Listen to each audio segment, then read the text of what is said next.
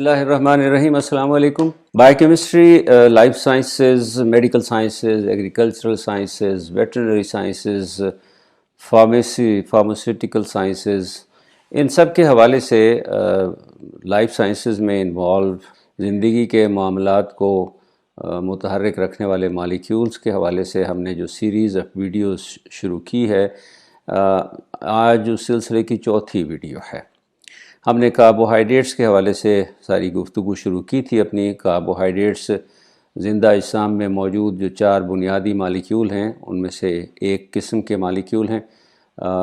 Carbohydrates کی ہم نے کیمسٹری کے بارے میں بات کی، کاربوہائیڈریٹس کے ریئیکشنز کے حوالے سے، ان کے تعاملات کے حوالے سے 2 ویڈیوز میں ہم نے بات کی، اور آج جس پہلو سے ہم کاربوہائیڈریٹس کے حوالے سے گفتگو کرنے لگے ہیں وہ ایک بہت ہی اہم موضوع ہے، بہت ہی اہم پہلو ہے، اور وہ پہلو ہے جسم کے اندر، سیل کے اندر کاربوہائیڈریٹس کے ہونے والے تعاملات، ریئیکشنز، جن کو میٹابولزم کہا جاتا ہے۔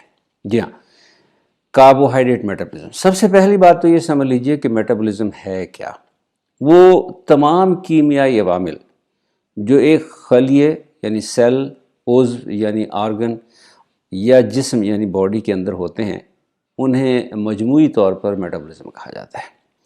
ان میں 2 طرح کے ریئیکشنز ہوتے ہیں، ایک وہ جن کو ہم سنتھیٹک ریئیکشنز کہتے ہیں، جینیسس ان کے نام میں آتا ہے، اور اس کا مطلب یہ ہوتا ہے کہ ان تعاملات کے ذریعے، ان ریئیکشنز کے ذریعے نئے مالیکیول بنتے ہیں، اور میٹابولزم کی اس کیٹیگری کو ہم کہتے ہیں انابولزم۔ اس کے برخلاف جو دوسری کیٹیگری ہے ریئیکشنز کی، تعاملات کی، وہ ہیں جن میں مالیکیولز ٹوٹتے ہیں اور ٹوٹ کر ان سے چھوٹے مالیکیول بنتے ہیں۔ ان کو بریک ڈاؤن ریئیکشنز بھی کہتے ہیں، لیٹک ریئیکشنز بھی کہتے ہیں، لیسس بھی کہا جاتا ہے۔ ان کے نام میں لیسس کا حصہ بھی شامل ہوتا ہے، اور ان تمام قسم کے ریئیکشنز کو ہم کہتے ہیں کیٹابولک ریئیکشن، اور اس میٹابولزم کی اس قسم کو کہا جاتا ہے کیٹابولزم۔ یہ جو کیٹابولک اور انابولک ریئیکشن ہیں، یہ انابولزم یا کیٹابولزم ہے مجموعی طور پہ، جیسے میں نے کہا کہ یہ میٹابولزم کہلاتا ہے، اور یہ زندہ اجسام کی سروائیول کے لیے ضروری ریئیکشنز ہیں۔ انہی کے ذریعے زندگی برقرار رہتی ہے۔ زندگی کی ایگزسٹنس یا مینٹیننس، ان کا انحصار، اس کا دار و مدار انہی ریئیکشنز پر ہے، میٹابولک ریئیکشنز پر ہے۔ ہمارے جسم کا بننا انہی میٹابولک ریئیکشنز پر منحصر ہے۔ ہماری گروتھ، بڑھوتری، انہی میٹابولک ریئیکشنز پر منحصر ہے۔ پروپوگیشن، ہماری نسل میں اضافہ جو ہے وہ انہی میٹابولک ریئیکشنز پر منحصر ہے، اور یہ میٹیریل چیزیں ہیں، یعنی جہاں کہیں میٹیریل انوالو ہوگا میٹابولک ریئیکشنز وہاں آئیں گے۔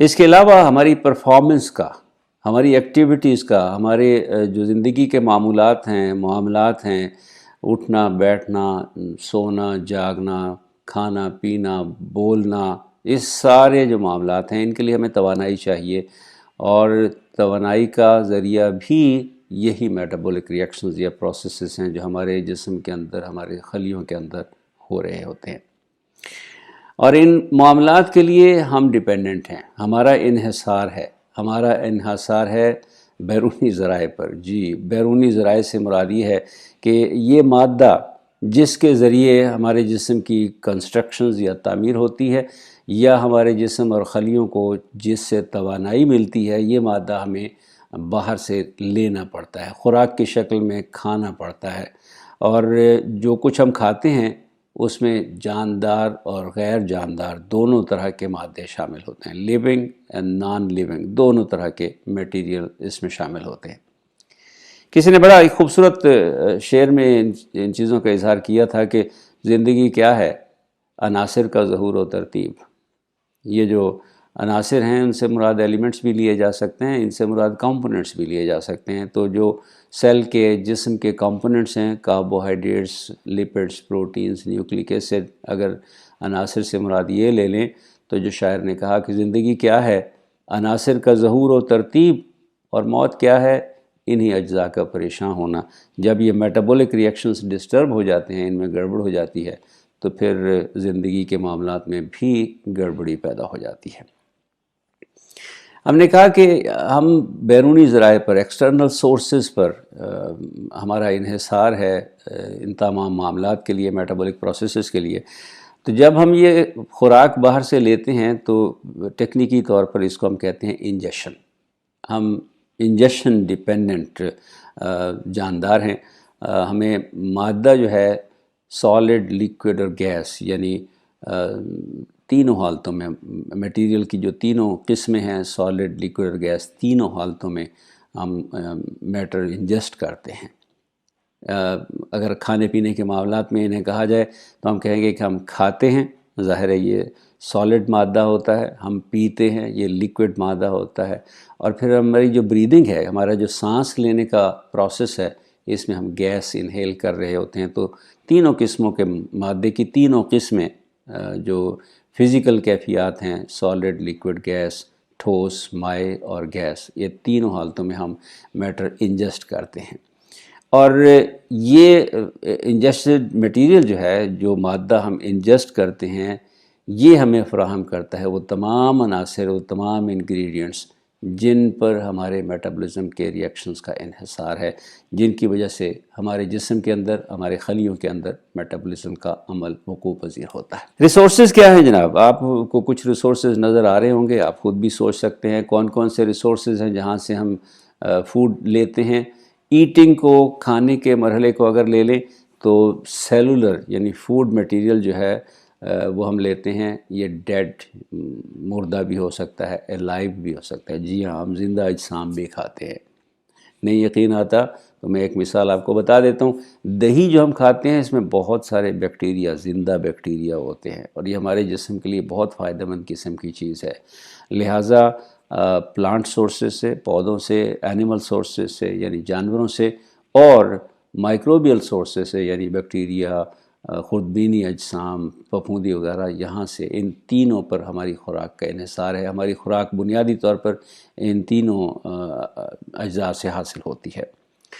زیادہ تر ہماری خوراک کے جو مالیکیول ہیں یہ نامیاتی یعنی آرگینک ٹائپ کے ہوتے ہیں، اور جیسے میں نے کہا کہ ان میں کاربوہائیڈریٹس، لپڈس، پروٹینز اور نیوکلک ایسڈ شامل ہوتے ہیں۔ اس کے علاوہ ہم انآرگینک سالٹس بھی لیتے ہیں، اور یہ زیادہ تر زمین سے ہمارے جسم میں جاتے ہیں۔ نمکیات جتنے بھی ہمارے جسم میں جاتے ہیں، ان کا بہت بڑا حصہ، اور ایک اور بہت بڑا انآرگینک کمپوننٹ ہماری خوراک کا جو پانی ہے، یہ سارے کے سارے ہم زمین سے حاصل کرتے ہیں۔ پانی کی ہم نے بات کی تو ڈرنکنگ یعنی پینے کا مرحلہ آ گیا، یہ بھی سیلولر میٹیریل سے لیا جاتا ہے۔ سیلولر میٹیریل عام طور پہ جو زندہ اجسام ہوتے ہیں ان سے یہ مادہ لیا جاتا ہے۔ اس کی بہت بڑی مثال ہے دودھ۔ دودھ ہم جانوروں سے، زندہ جانوروں سے، حلال جانوروں سے لیتے ہیں، پیتے ہیں۔ پلانٹ سے، پودوں سے جوس ہم لیتے ہیں۔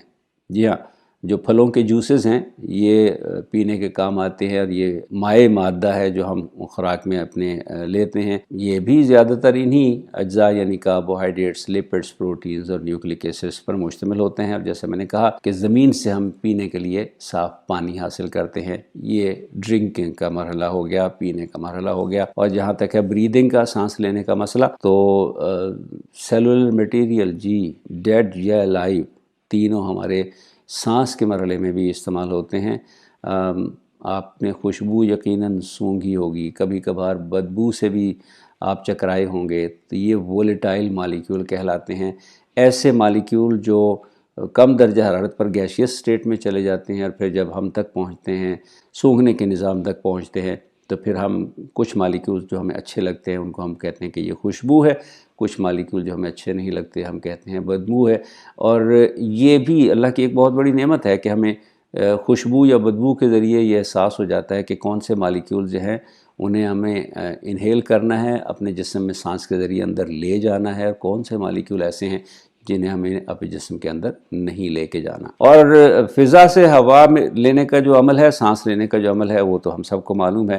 ہوا ہم لیتے ہیں، اس میں آکسیجن بھی ہوتی ہے، اس میں نائٹروجن گیس بھی ہوتی ہے، تھوڑی بہت اور گیسز بھی ہوتی ہیں، لیکن یہ وہ مرحلہ ہے جس کو ہم بریدنگ یا سانس لینے کا عمل کہتے ہیں۔ اب ان انجسٹڈ مالیکیول کے ساتھ ہوتا کیا ہے؟ خوراک کے ذریعے لیے ہوئے جتنے بھی مادے ہیں یہ براہ راست ہمارے جسم کا حصہ نہیں بن سکتے۔ ظاہر ہے پودے سے لیا ہوا کاربوہائیڈریٹ ہمارے جسم کا کاربوہائیڈریٹ براہ راست نہیں بن سکتا. کسی جانور کے جسم سے لی ہوئی پروٹین جب ہم کھاتے ہیں تو وہ پروٹین براہ راست ہمارے جسم کی پروٹین میں تبدیل نہیں ہو سکتی. لہٰذا خوراک کے اجزاء کو ایک خاص پروسیس سے گزرنا پڑتا ہے، اور اس پروسیس کو ہم سب جانتے ہیں جسے نظام ہضم یا ہضم کا انہضام کا عمل کہا جاتا ہے.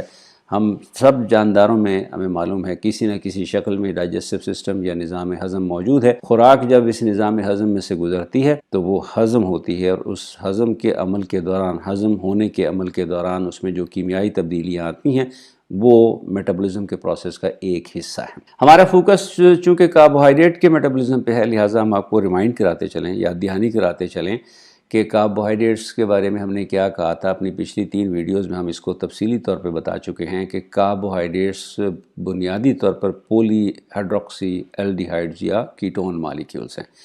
ان کی 3 قسمیں ہیں: مونوسیکرائڈز جس میں گلوکوز، فرکٹوز جیسے مالیکیول شامل ہیں، اولیگوسیکرائڈز جس میں ڈائی سیکرائڈز بھی شامل ہیں، اس میں سوکروز ہے، مالٹوز ہے، لیکٹوز اس جیسے مالیکیول شامل ہیں، اور پھر پولی سیکرائڈز جن میں سٹارچ، گلائکوجن، ایمائلوز، ایمائلوپیکٹن اس طرح کے مالیکیول شامل ہیں.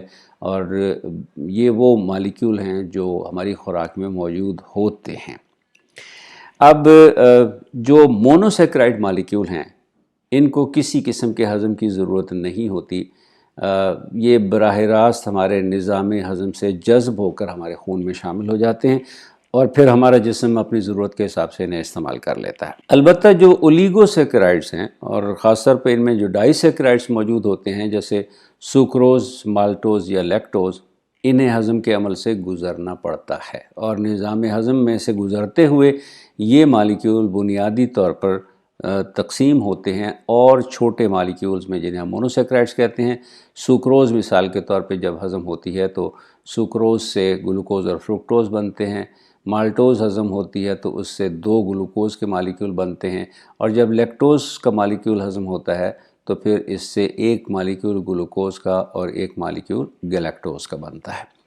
اسی طرح سے پولی سیکرائڈ مالیکیولز بھی جب نظام ہضم میں سے گزرتے ہیں تو پولی سیکرائڈ جو ہماری خوراک کا خاص طور پہ حصہ ہے وہ ہیں سٹارچ، نشاستہ جسے کہا جاتا ہے. ایمائلوز اور ایمائلوپیکٹن اس کے 2 اجزاء ہیں، اور یہ جب نظام ہضم میں سے گزرتے ہیں تو یہ ٹوٹتے ٹوٹتے ٹوٹتے ٹوٹتے بالآخر گلوکوز مالیکیولز میں تبدیل ہو جاتے ہیں، کیونکہ یہ ہومو پولی سیکرائڈ ہے. سٹارچ، ایمائلوز، ایمائلوپیکٹن، یہاں تک کہ گلائکوجن بھی، یہ سارے ہومو پولی سیکرائڈز ہیں، اور یہ گلوکوز کے ہومو پولی سیکرائڈز ہیں. لہٰذا جب یہ مکمل طور پر ہضم ہو جاتے ہیں تو یہ گلوکوز کے مالیکیولز میں تبدیل ہو جاتے ہیں، اور پھر یہ گلوکوز کا مالیکیول جو مونوسیکرائڈ ہمارے نظام ہضم میں سے جذب ہوتا ہے اور ہمارے خون کا حصہ بن جاتا ہے. اب جہاں تک ہے ہضم کے عمل کا تعلق، تو میرا خیال ہے کافی وضاحت سے میں نے آپ کی خدمت میں پیش کر دیا کہ نظام ہضم کا عمل جو ہے یہ بڑے بڑے مالیکیولز کو توڑ کر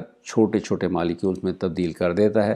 اتنے چھوٹے مالیکیول کہ وہ بالآخر ہمارے نظام ہضم میں سے جذب ہو کر ہمارے خون کا حصہ بن جاتے ہیں. جہاں تک کاربوہائیڈریٹس کا تعلق ہے، خاص طور پر جو پولی سیکرائڈ مالیکیول ہیں ان کے ہضم کا عمل تو ہمارے منہ سے ہی شروع ہو جاتا ہے. ہمارے لعاب دہن میں ایک انزائم ہوتا ہے، خامرہ ہوتا ہے، جس کو کہا جاتا ہے ایمائلیز، سیلائیوری ایمائلیز. یہ انزائم سٹارچ مالیکیول کی ہائیڈرولیسس ہمارے منہ میں ہی شروع کر دیتا ہے. یہاں سے اس کی توڑ پھوڑ شروع ہوتی ہے، پھر یہ ہمارے معدے میں پہنچتا ہے. معدہ چونکہ بنیادی طور پر تیزابی مادوں پر مشتمل ہوتا ہے، وہاں جا کے بہت تھوڑی ڈائجیشن ہوتی ہے کاربوہائیڈریٹس کی یا ایمائلوز وغیرہ کی، سٹارچ وغیرہ کی. لیکن جب یہ آنت میں، چھوٹی آنت میں منتقل ہوتی ہے یہ خوراک، تو پھر وہاں پہ بہت سارے خامرے جن میں سوکریز، مالٹیز، لیکٹیز وغیرہ جیسے خامرے یا انزائمز ہیں، یہ اپنا کام کرتے ہیں اور بالآخر سٹارچ کو مکمل طور پر گلوکوز مالیکیولز میں تبدیل کر دیا جاتا ہے جو جذب ہو جاتی ہے. ہماری خوراک میں سیلولوز بھی موجود ہوتا ہے، لیکن ہم سیلولوز کو ہضم نہیں کر سکتے، کیونکہ اس کے لیے جو انزائمز درکار ہیں، سیلولیز انزائم، وہ ہمارے جسم میں موجود نہیں ہوتا. لہٰذا کچھ جانوروں میں سیلولیز موجود ہوتا ہے، وہ تو سیلولوز کو ہضم کر سکتے ہیں، لیکن ہمارے جسم میں سیلولیز نہ ہونے کی وجہ سے ہم سیلولوز کو ہضم نہیں کر سکتے، اور یہ ہمارے لیے ایک بہت بڑی خوش قسمتی ہے. جی ہاں، کیونکہ یہ جو سیلولوز ہے یہ فائبر کی شکل میں موجود ہوتا ہے، اور یہ ہماری خوراک کا ایک بہت بڑا حصہ ہے. فائبر جس ہم کہتے ہیں، اور ہماری صحت کے لیے بہت ضروری کمپوننٹ ہے اس کا ہماری خوراک میں موجود ہونا. بہت سارے فائدے ہیں اس فائبر کے، ہم اپنی کئی ویڈیوز میں اس کے حوالے سے ذکر کر چکے ہیں. ہماری بال موومنٹ کو یہ ٹھیک کرتی ہے، ہمارے جسم میں سے فاسد مادوں کا اخراج ممکن بناتی ہے، ان کو جذب کرتی ہے، جسم کا کولیسٹرول لیول کم کرتی ہے. بہت سارے فائدے ہیں اس کے. لہٰذا سیلولوز جو ہماری خوراک میں موجود ہوتا ہے، سیلولوز فائبر کی شکل میں، یہ بھی ایک بہت اہم جزو ہے، لیکن یہ کسی قسم کے ڈائجیشن کے عمل سے نہیں گزرتا، کسی قسم کے میٹابولک پروسیس سے نہیں گزرتا. یہ صرف ہمارے نظام ہضم میں سے سفر کرتا ہوا طے کرتا ہے اور اس کے بعد خارج ہو جاتا ہے. ڈائٹری یا خوراک کے جو کمپوننٹس ہیں ان میں قدرتی طور پر موجود کاربوہائیڈریٹس میں ہر قسم کے carbohydrates, simple, complex, fibrous carbohydrate, ہر قسم کے کاربوہائیڈریٹس موجود ہوتے ہیں. یہ کاربوہائیڈریٹس جب میٹابلائز ہوتے ہیں تو ان سے ہمیں کیلوریز حاصل ہوتی ہیں، توانائی حاصل ہوتی ہے، ہمیں کئی بیماریوں سے محفوظ رکھتے ہیں، اور پھر ان کے اندر کچھ وائٹامنز اور منرلز ہوتے ہیں جو یہ ہمارے جسم کو فراہم کرتے ہیں اور یوں ہمارے جسم کے لیے بہت فائدہ مند ثابت ہوتے ہیں. یہ ہوگی بات قدرتی کاربوہائیڈریٹ کی. اب ہم اپنی خوراک میں صرف قدرتی کاربوہائیڈریٹس ہی استعمال نہیں کرتے، ہماری خوراک میں آج کل پروسیسڈ کاربوہائیڈریٹس کا ایک بہت بڑا حصہ موجود ہوتا ہے، اور سوکروز اس کی بہت بڑی ایگزامپل ہے پروسیسڈ کاربوہائیڈریٹ کی. لیکن ہم آپ کو بتاتے چلیں کہ ریفائنڈ یا پروسیسڈ کاربوہائیڈریٹس جو ہیں ان سے جتنا بچا جا سکے بچنا چاہیے، کیونکہ ایک تو یہ کیلوریز بہت زیادہ ہمیں فراہم کرتے ہیں، ہماری ضرورت سے زیادہ کیلوریز ہمیں فراہم کرتے ہیں. ان کے استعمال کے بعد لوگوں کے جسم وزن بڑھانا شروع کر دیتے ہیں، ویٹ گین شروع ہو جاتا ہے، اور بعض اوقات تو نوبت اوبیسٹی تک پہنچ جاتی ہے، جس کے اپنے بہت سارے مسئلے مسائل ہیں. اوبیسٹی سے پھر دل کی بیماریاں اور اس طرح کے اور بہت سارے ڈائبٹیز اور اس طرح کے بہت سارے مسائل جو ہیں وہ ان کا تعلق اوبیسٹی سے ہے. اور اوبیسٹی کا ایک بہت بڑا تعلق جو ہے وہ سائنسی تحقیق نے ثابت کیا ہے کہ وہ ریفائنڈ یا پروسیسڈ کاربوہائیڈریٹس کے استعمال سے منسلک ہے. امریکن ڈائٹری گائیڈ لائنز جو ہیں جناب، ان کے مطابق ہماری کیلوری انٹیک کا 55 سے 65% حصہ کاربوہائیڈریٹس پر مشتمل ہونا چاہیے. یعنی ہماری خوراک میں 55 سے 65% تک اجزاء کاربوہائیڈریٹس ہونے چاہیے جو ہمیں کیلوریز یا توانائی فراہم کریں. جیسے میں نے کہا کہ ڈائجیشن کے بعد ایبزارپشن ہوتی ہے، اور ایبزارپشن میں جو مونوسیکرائڈ مالیکیول ہیں، گلوکوز، فرکٹوز، گیلیکٹوز، یہ سارے کے سارے نظام ہضم میں سے جذب ہوتے ہیں اور خون کا حصہ بنتے ہیں، اور پھر دوران خون میں شامل ہو کر جو سب سے پہلا عضو جہاں تک یہ کاربوہائیڈریٹ پہنچتے ہیں وہ ہے ہمارا جگر، ہمارا لیور. لیور میں پھر یہ فیصلہ ہوتا ہے کہ ان کاربوہائیڈریٹ کے ساتھ کرنا کیا ہے، ان کو آگے کس طرح سے پروسیس کرنا ہے، ان کو کس کام میں، جسم کے کس کام میں لانا ہے. تو یا تو جگر ان کو استعمال کر کے اپنے اندر ذخیرہ کر لیتا ہے، یا پھر وہ اسے ڈسٹریبیوٹ کر دیتا ہے جسم کے باقی اعضاء میں جیسے جیسے جس حصے کی ضرورت ہوتی ہے. یہ ایک بنیادی بیک گراؤنڈ تھا میٹابولزم کا، اور خاص طور پہ کاربوہائیڈریٹس کے حوالے سے میٹابولزم کا، کہ جو پہلا مرحلہ ہے میٹابولزم کا وہ ہے نظام ہضم کا، انہضام کا، کہ اس میں سے خوراک گزرتی ہے، کاربوہائیڈریٹس گزرتے ہیں، ہضم ہوتے ہیں، جذب ہوتے ہیں، اور پھر جب ہمارے جسم کے اندر پہنچتے ہیں تو ریئل کیمسٹری یہاں سے شروع ہوتی ہے.